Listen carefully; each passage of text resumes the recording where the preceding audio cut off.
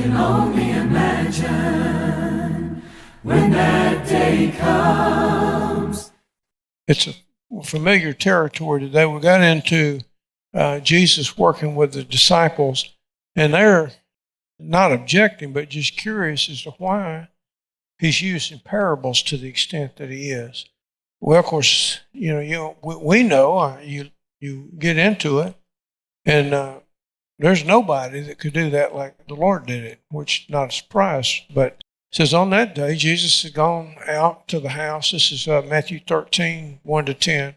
Had gone out of the house and was sitting by the sea, and large crowds gathered to him. So he got into a boat and sat down, and the whole crowd was standing on the beach. And he told them many things in parables, saying, Behold, a sower went out to sow, and as he sowed, some seeds fell beside the road, and the birds came and ate them up. Others fell on the rocky places where they didn't have much soil, and they sprang up immediately because they had no depth of soil.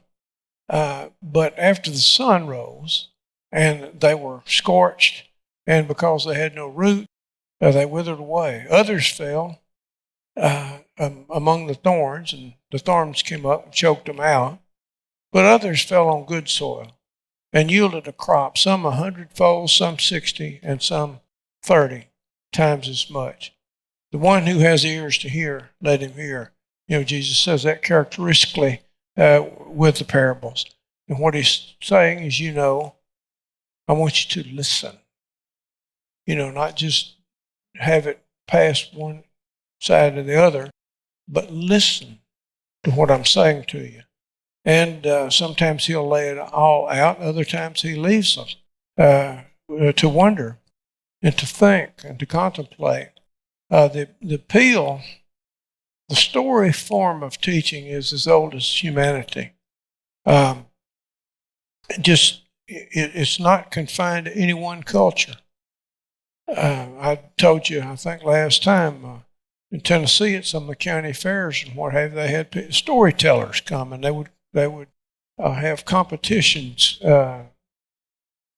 with each other, or have competition, and it was something the mountain people honored a great deal.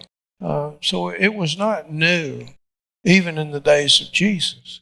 Examples of parables are found in both Greek and Jewish writings, though nobody, bar none, showed as much mastery of the story form as Jesus did in his parables. And just right on the surface, they are superb for the economy of words. He says a lot and a little.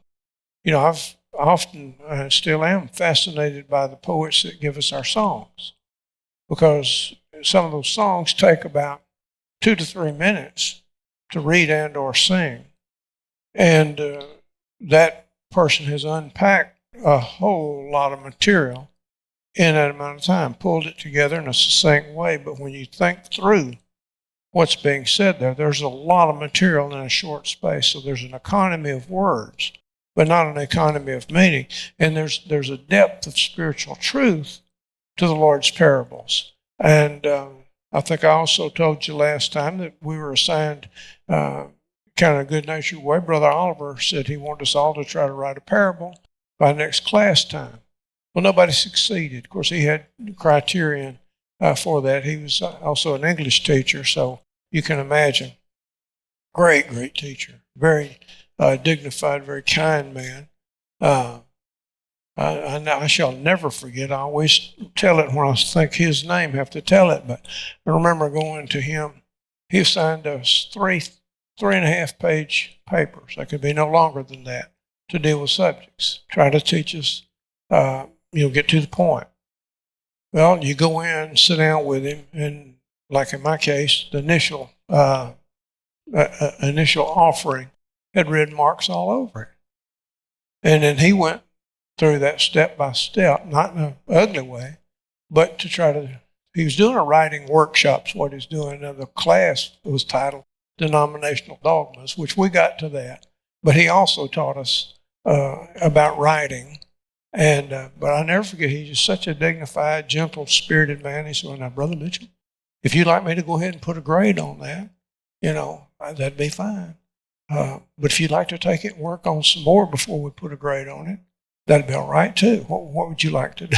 So I believe I'll take it with me, Brother Oliver. And I don't know, I think it was about the third time he smiled and said, that's it. There you are. And was a great, great teacher. Really great teacher. Fine, fine man. What a blessing to sit in a class with somebody like that.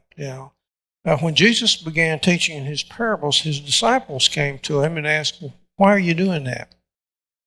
And they were surprised, not because Jesus was illustrating his lessons, because all good teachers use illustration, but the form that he taught, the parable, that perplexed them some. Parables, though, are easy to remember, but they left many wondering whether or not they had grasped the point of the teaching. Well, that's okay. You don't have to get everything first time through. And so he had them thinking about what was said, and that's what he intended, because the kingdom, all of this is in play, and there's a whole lot more coming, and so they're not going to get everything first run through. Jesus gave his own reasons for the use of parables, and the reason has been much misunderstood in what he said about the parables. He could not have intended anything that was inconsistent either with his mission or his character. But he drew a distinction, as he goes on there, between those who understood and those who did not. The parables were about the kingdom, which required a certain attitude of mind to appreciate it. If you come in and you don't want to be there, and somebody just has to threaten to horsewhip you to get you to go to class, say you're in a college environment, how much are you going to learn? See, if you are not willing to accept it, and I've on occasion said that to a class or two, not much, but I had to say, well, now look, if you guys are going to yap and all when I'm trying to teach, well, then I'm just going to pack my stuff and go back to the house. I don't want to interrupt a good bull session if that's that important to you. And I only had to do that once or twice, which I think is remarkable over the number of years and the number of students that came through. But the parables are about the kingdom, and you've got to have a disposition that's willing to accept what he's saying. Those who were unsympathetic could not be expected to plumb the depths of what he was saying, because he spoke of the secrets of the kingdom, by which he meant not something completely hidden, but something generally hidden, yet understood by those who possessed the key. And what's the key? The key was faith in the teacher. They could grasp what he was after. And of course, sometimes in the graduate school, we'd have opportunity to even go meet with the teacher, and it was the same kind of thing. He's put something out there to try to make everybody think, and not only did he not get upset, but he was gratified by the fact that some of the students would say, "Can we talk further? I'm not sure I'm grabbing," which gave an opportunity to really delve into it. So the parables, he spoke of the secrets of the kingdom. Like I say, because they weren't completely hidden, but generally hidden, yet understood by those who trusted the teacher, by who had the key. And the key was faith in that teacher and acknowledgement that the kingdom was bound up with allegiance to the king. And it was symbolized in Jesus himself. The kingdom was not something that man could build through his own efforts. It wasn't not this kingdom, but something that God was building through his own Son. And it was not an organization so much as it is a living organism, not a utopian earthly state, but a divine rule of the hearts of men. That's what the kingdom's about. this world, we live here. This is what we recognize and understand the best. And so it's hard not to get this world oriented. But he's talking where he is, where the Lord is. He's talking about the holy city. He's talking about one whose builder and maker is God. And that's a totally different thing. And so he said it was not an organism, not an organization, but an organism, not a utopian state. We have some folks now in various political positions, and they're after the utopian state. Been tried lots of times in history. Can anybody cite one time where that's not ended in tragedy? Just one time in the history of humanity. It's just not a system that works. Sounds good on paper, looks good. Oh, yeah, we're going to split up everything fairly and all that. But ignore that if you start doing that, what are a lot of you people going to do? They're going to sit back and they're going to want to live off of the produce of others without giving any compensation in return. And that's the temptation, that's the flaw, that's the failure. And so the fact that Jesus is talking about where God is and not here helps explain the sayings of Jesus that he spoke in these parables. He says, so that seeing they might not see, or might not perceive, and hearing they might not understand. Well, why? Is he trying to? No, it was understandable. You could see it. You could discern it if you had a mind that was willing to. And they didn't bring a ready mind. He's using the passage, Isaiah chapter 6, verses 9 and 10. And there's a fulfillment of this passage in the way that Jesus taught. Did he intend that people should not understand his teaching? Well, that's unthinkable. Of course not. His fame as a teacher would not have spread but because of its clarity and its authority, it would not have spread unless it had that component. He wouldn't have been sitting by the sea and get the crowd gathered around him and have to get in a boat and sit down, and they usually taught sitting, and and the crowd gathered there at the seashore. I've been trying to preach the gospel best I know how since 50 years ago. And I've never had a crowd gather around me when I was off somewhere and just by the hundreds and maybe the thousands. I know it's unbelievable, but it never has happened. In fact, he's about the only teacher I've ever heard of that happened, and I don't begrudge him a bit. But he's talking about the rule of God in men's hearts. That's what he's here for. He's not trying to obscure that fact. Their attitudes have to change, and a lot of it did. His teaching could not have conveyed its authority if it had not been understood. So people were understanding. There were people grabbing what he was saying. He taught to help men understand, not at all to prevent them from understanding. What then did he mean? Well, the truths of the kingdom really weren't going to become clear until the exaltation of the king, until people had a risen Lord and he has ascended. There were people there that saw that. The disciples saw it. There are people that saw that. So the Son of Man at this juncture has not yet been crucified. The mysteries of the kingdom are not going to be revealed until he's conquered death. And so his present purpose was to plant the core of his teachings in the minds of those that are disposed to receive it. And it was unavoidable that some would think they understood when in fact they didn't understand. Their interpretations are going to need correction. Some of them had so misunderstood that they were going off in a completely different direction than what Jesus was saying. But on the other hand, most would purposely close their eyes to the light because they had no desire.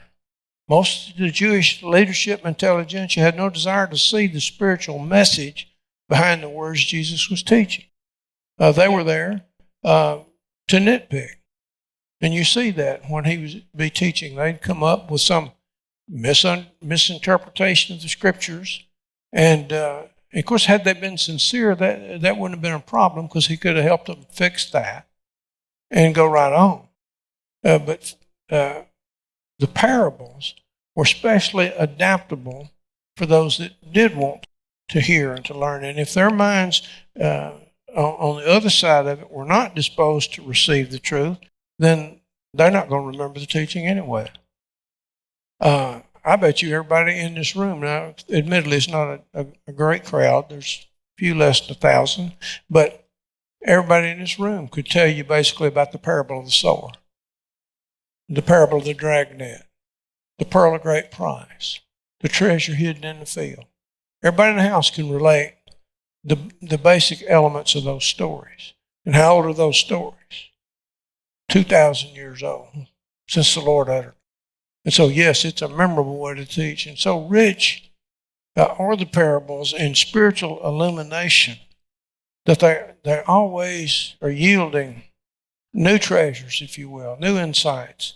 And so the disciples were in a more blessed position than the line of prophets and the righteous men who look forward to the coming kingdom. And although many, many more mysteries were yet to be revealed after the resurrection of Jesus, in John, was it 16? What does he say? Howbeit, when he, the Spirit of truth, comes, he will reveal, talking to the disciples, what degree of the truth? All truth, all spiritual truth. And so they're getting some insight now, but they're about to get a whole lot more. And so Jesus never suggested that his immediate teaching as he walked among men, he never suggested that in and of itself was sufficient. He recognized, and he told the disciples he's going to send the Spirit to continue to fill up what they needed to know. And so full understanding is going to come after the completion of his mission. He goes, is Matthew, and I'm in Matthew 13 still, and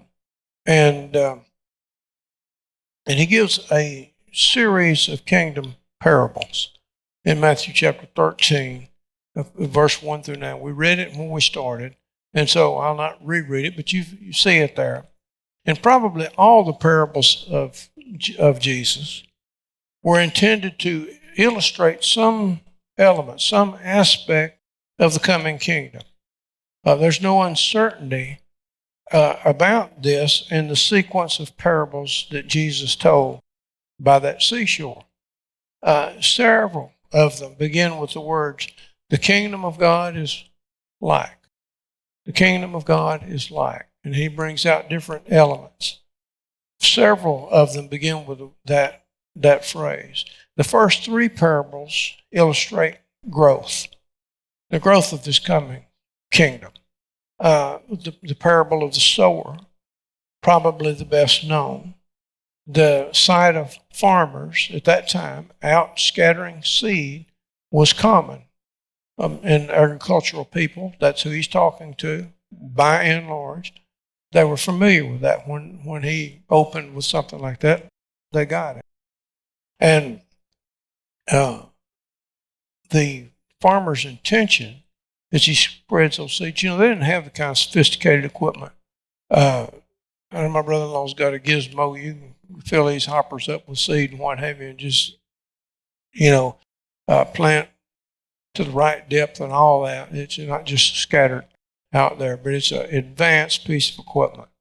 And it's incredible, really, to watch what it can do and how it do. I have no telling how many men that it replaced having that.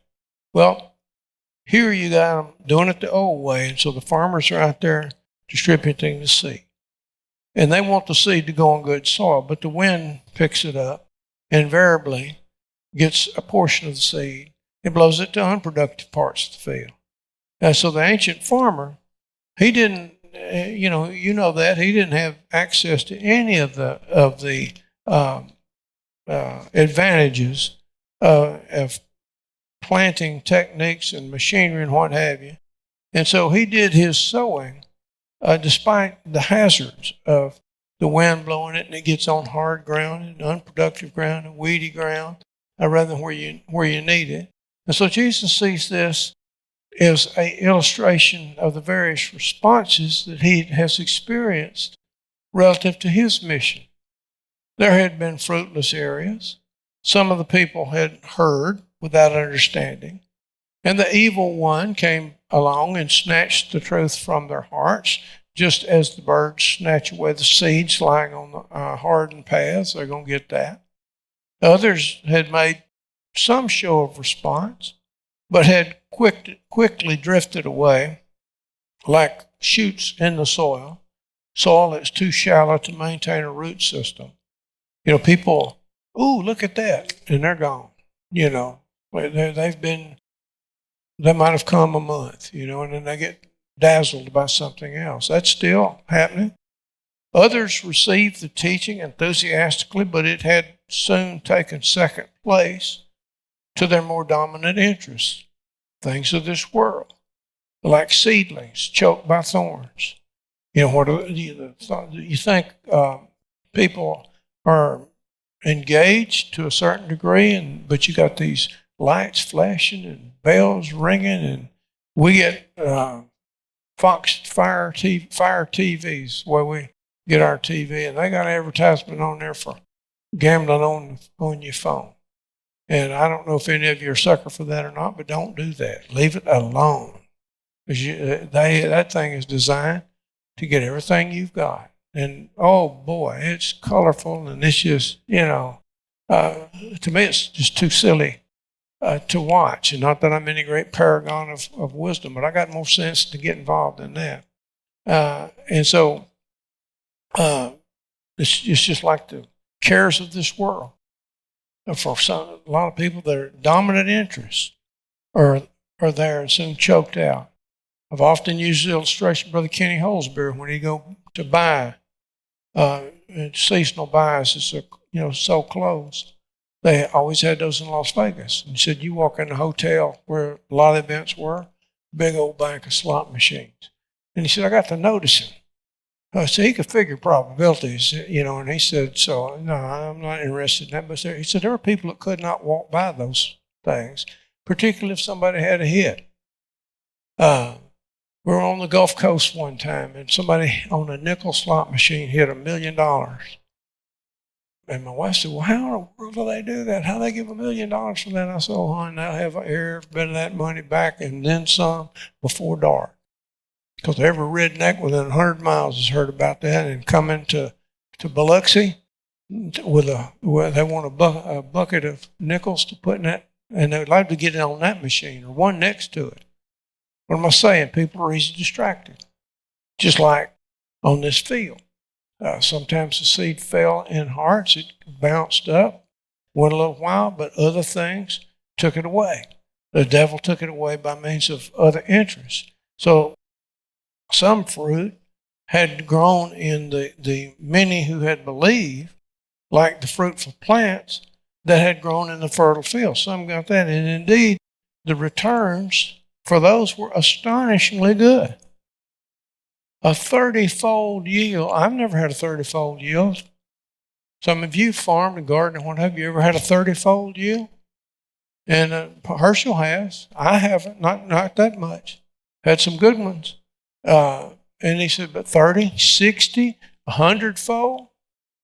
And so, yes, yes. There are people like that. Jesus encouraged hope. But the greatest harvest was not to come until the mission's completed. And that'll be the greatest harvest. The parable of the tares serves a different purpose.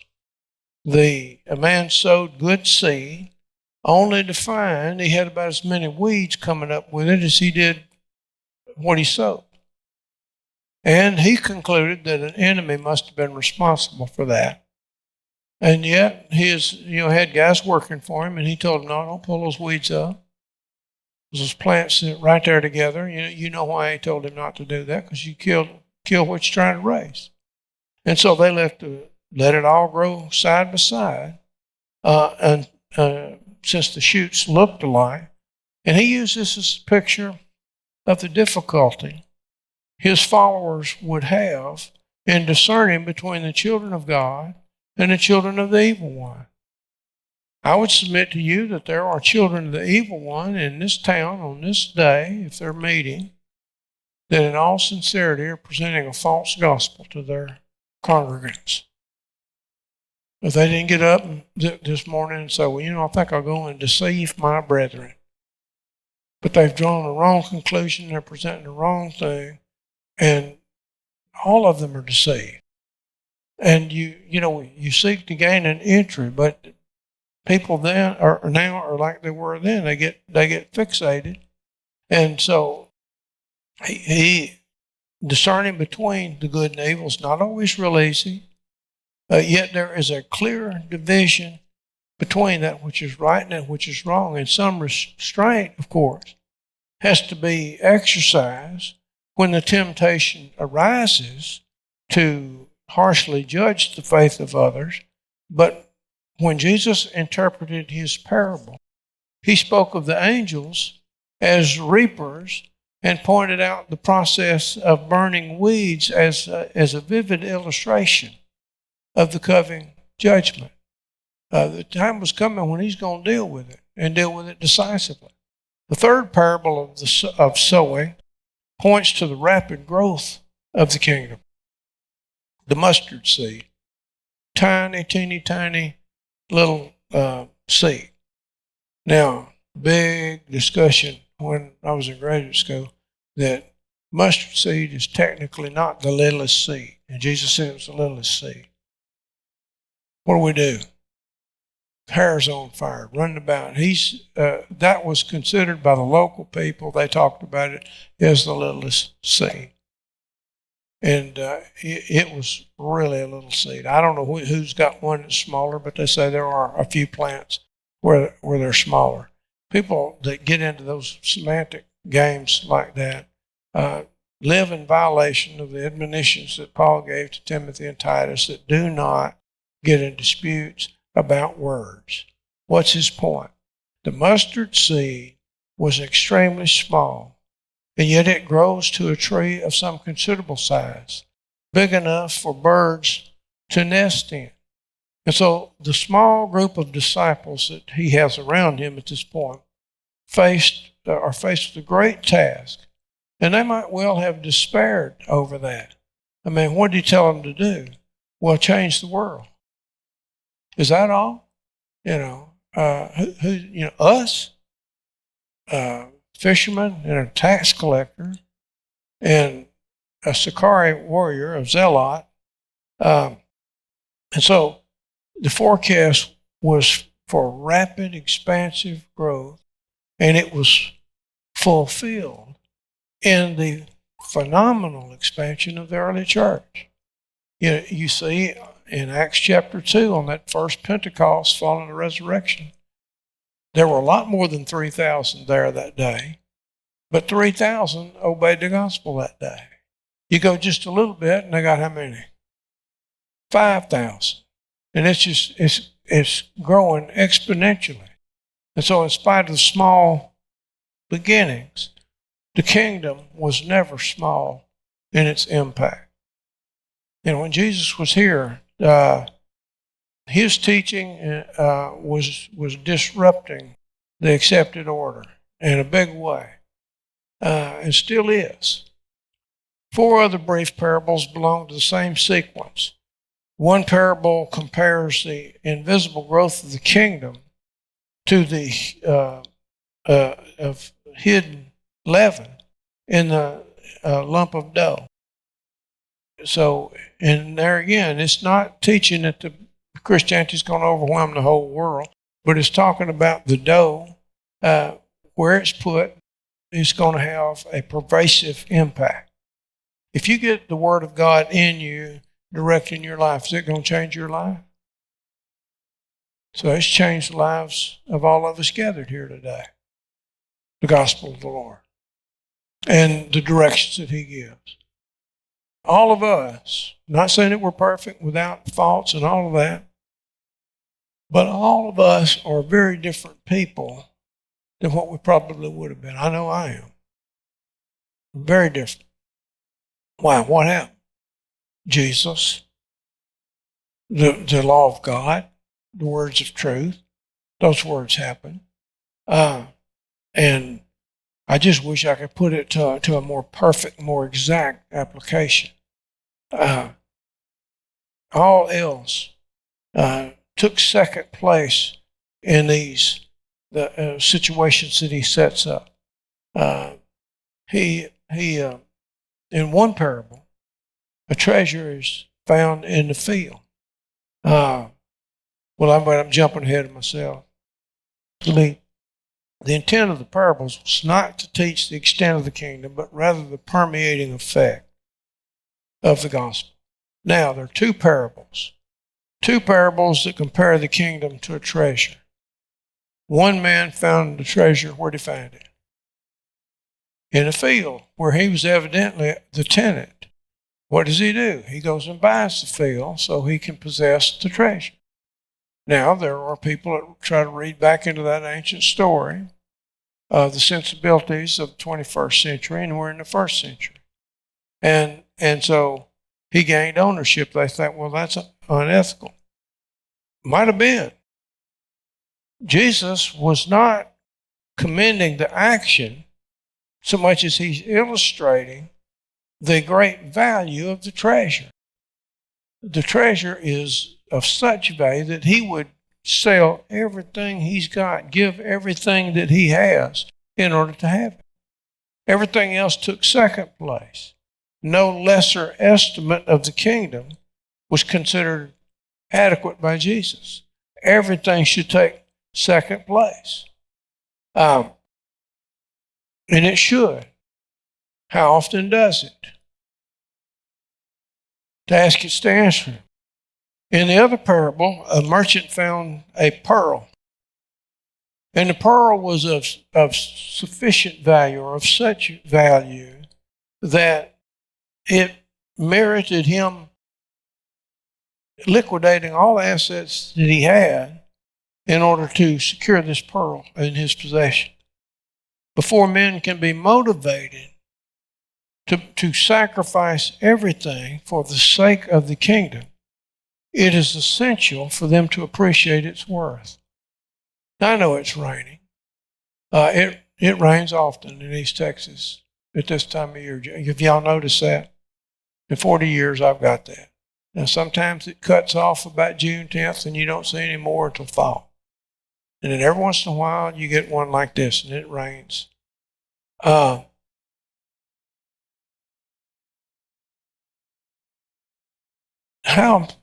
many people don't go to work just because it's raining? Task is to answer. How many people, are not involved in the various ways that they're involved just because it rains? And so the kingdom is not seen by a lot of people, religious people, as having the worth to put everything at risk, to seek with fervor no matter what. We have brethren in various parts of the world that take their life in their hands every time they get in the pulpit. Nigeria is a place like it. We've got a lot of brethren in Nigeria. And you get up in the north, and there's the Boko Haram and some of those militant Islamic groups killing people. Why they kill them? Well, just because they're Christians. And they brave that, and they continue on. And there's a number of places in the Sudan and other places, a lot of hostility, Islamic hostility in Africa. And so the final parable, I mean, here, before men can be motivated to sacrifice everything, they have to be convinced of the worth of the kingdom.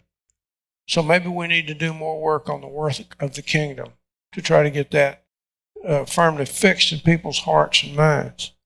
The final parable is drawn from fishing, and so the familiar dragnet enclosed a great variety of fishes. We've advanced a little bit, and we've got shrimping trawlers that are very powerful engines in them, and they'll put out a net. It's not unusual on shrimping trawlers for that net to be a mile wide, and they pull that thing, make a run with it, and it's catching everything. I mean, everything. And so you bring it up, and you may have over a ton of aquatic life there. And what they do is they release all that on the deck, and you'll see the guys go through it, and if it's not edible or whatever, or that they not supposed to keep, they throw it over the side. And then they just keep the shrimp and the red snapper, if you happen to get lucky on that, a speckled trout, something like that. They got to keep that, but they put others overboard. They had a big thing about the Wrigley turtle, and I heard a shrimper down here in Texas talking about it. He said, I don't have a thing in the world against a Ridley turtle, but I've never seen one. I grew up here shrimping, and I've never seen a Ridley turtle. But they had to put holes in her net where the turtle could get loose. Well, what do you think the shrimp did? I'm going with the turtle. So it diminished their size. And I don't know how you don't hear about it now, so I guess they got it worked out some sort of way. But the judgment comes into prominence when within the kingdom, there's going to be the good and the bad. That's what that dragnet teaches. And there's going to be a time of separation of the good from the bad, as in the terrible of the tares at the end of the age. And that note of judgment comes into prominence here with the dragnet. It's inescapable. The kingdom brings men to a decision and distinguishes between them. There can be no middle way. Men are either for or against Messiah. Well, would he do that? He did do that. He did set it before us and say, make your choice. You can do what you decide to do, but there are going to be consequences either way you go. And so, what do you want to do? Come next to a royal view of Jesus and John the Baptist. What did Jesus say about John and regarding his worth and value? So, well, he just kind of a wild man. I mean, we don't think too much of him. What did he say? Among those born of women, there has,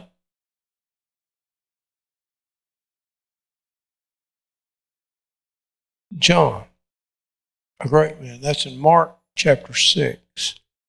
Let me see, about verse 14. King Herod heard about it, for his name had become well known. That was the first chime, wasn't it? Had become well known. And the people were saying, John the Baptist is risen from the dead. And that is why these miraculous powers are at work in him. But others were saying that he is Elijah, and others saying he is a prophet like one of the prophets of old. But when Herod heard about it, he kept saying, John, whom I beheaded, has risen. For Herod himself had sent men and had John arrested and bound in prison on account of Herodias, the wife of his brother Philip, because he had married her. For John had been saying to Herod, it is not lawful for you to have your brother's wife. And Herodias held a grudge against him and wanted to put him to death and could not do so For Herod was afraid of John, not knowing that he was a righteous, or knowing rather that he was a righteous and holy man, and he'd been protecting him. And when he heard him, he was very perplexed and yet used to enjoy listening to him. An opportune day came when Herod, on his birthday, held a banquet for his nobles and military commanders and the leading people of Galilee. And when the daughter of Herodias herself came in and danced, she pleased Herod and his dinner guests. And the king said to the girl, "Ask of me whatever you want, and I'll give it to you." And he swore to her, "Whatever you ask of me, I will give it to you, up to half of my kingdom." And she went out and said to her mother, "What shall I ask for?" And she said, "The head of John the Baptist." Immediately she came in a hurry to the king and asked, saying, "I want you to give me at once the head of John the Baptist on a platter." And although the king was very sorry because of his oaths and his dinner guests, he was unwilling to refuse her. Immediately the king sent an executioner and commanded him to bring back his head. And he went and beheaded him in the prison, and brought his head on a platter, and gave it to the girl. And the girl gave it to her mother. When his disciples heard about this, they came and carried away his body and laid it in her tomb. Delightful bunch of people, wouldn't you think? Where you'd like to spend an evening for dinner, we're going to bring in somebody's severed head that dared to question what everybody knows was wrong. But such is the world that they were living in. Can you imagine, ladies, seeing your little daughter in the full flower of her youth to do a hoochie coochie dance in front of a bunch of slobbering drunks? Well, they were slobbering drunks. Well, when drunks get drunk, they slobber. They do other unsightly things. That's why you don't need to mess around with alcohol. Just make you stupid. And yet people do it, don't they? Well, here we are. There are a lot of opinions about the Messiah were being expressed by different groups, and the focus then turned to Herod's view. And only after a period of time, apparently, did he hear of the fame of Jesus. He'd been living over in Perea. It was on the west side of the Jordan. The east of Jordan. Whereas Jesus' mission was in Galilee on the western side of his domain. And so he hears these reports, and he first thought, springing from his guilty conscience, that John the Baptist, they believe this guy has arisen from the dead. And boy, I'm in deep trouble. I'm in deep, deep trouble. Because he was protecting John. He was afraid of John because he saw God's hand upon him. And so there's good reason for his unease. John had been executed after months of captivity in this wretched prison at Paperless. And Herod had feared that John the Baptist could only think of the mighty works of Jesus, proving that he was John redivivus, John resurrected. And so, of course, he was not, but that was the thinking of a heathen man, especially under the influence of alcohol. Lord willing, we will be there in this same spot next time, and we'll finish talking some about that as we progress through the Lord's illustrious life. Thank you for being here this morning.